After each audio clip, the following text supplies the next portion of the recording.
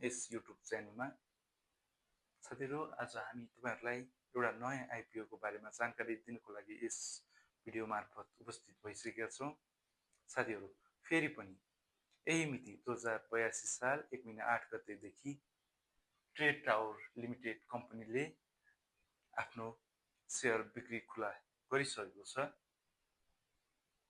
आफ्नो प्रारम्भिक चरणमा यस ट्रेड टावर कम्पनी लिमिटेडले वैदेशिक रोजगारमा रहेका नेपालीहरूका लागि शेयर बिक्री खुला गरिसकेको छ। साथीहरू, हामीले कुनै पनि कम्पनीको शेयरमा अप्लाई गर्नुभन्दा पहिला धेरै कुराहरू अध्ययन गरेर मात्रै अप्लाई गर्नुपर्ने हुन्छ। त्यसैले हामीले यस भिडियो मार्फत यस कम्पनीको इपिएस, नेट वर्थ, अर्निङ पर शेयर, हामीले कति कितासम्म अप्लाई गर्न पाउँछौं, पर किताको प्राइस कति जस्ता विषयहरूमा छलफल गर्नेछौं। सुरु गरौं अबको यस भिडियोबाट।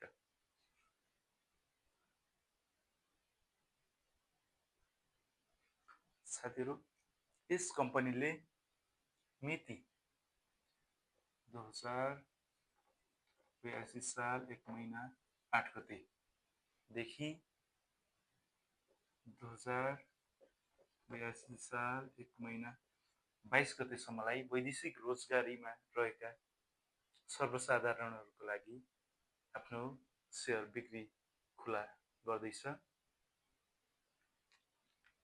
यस कम्पनीले आफ्नो जारी पुँजीको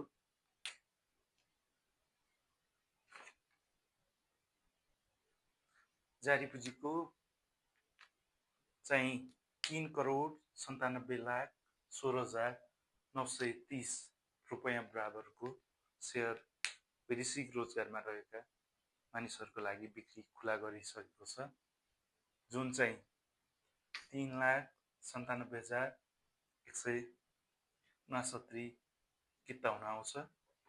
यसको नेटवर्थको कुरा गर्दाखेरि चाहिँ यसको नेटवर्थ 113 रुपैयाँ 39 पैसा भन्नुपर्दाखेरि 100 रुपैयाँ लगानी गर्यो भने 113 रुपैयाँ चाहिँ रिटर्न छ भन्ने कुरा बुझिन्छ। अब यसको पर किता शेयर चाहिँ 100 रुपैयाँ हुन आउँछ। 100 रुपैयाँ हामीले यस कम्पनीको शेयरमा चाहिँ कम्तीमा पनि 10 किता अप्लाई गर्न पाउँछौं भने बढीमा चाहिँ 1000 कितासम्म अप्लाई गर्न पाउँछौं। भनेपछि 10 किताको चाहिँ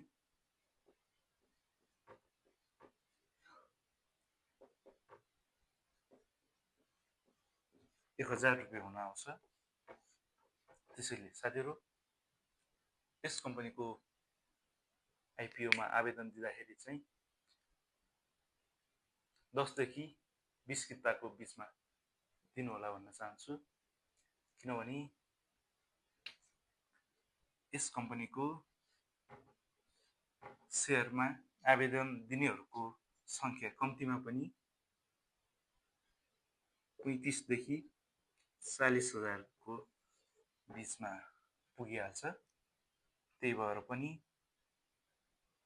10 देखि 20 किता मात्रै बन्ने सम्भावना हुन्छ। त्यही भएर साथीहरू 10 किता मात्रै अप्लाई गर्नु होला भन्न चाहन्छु। 20 सम्म गरे नि हुन्छ हुन त है।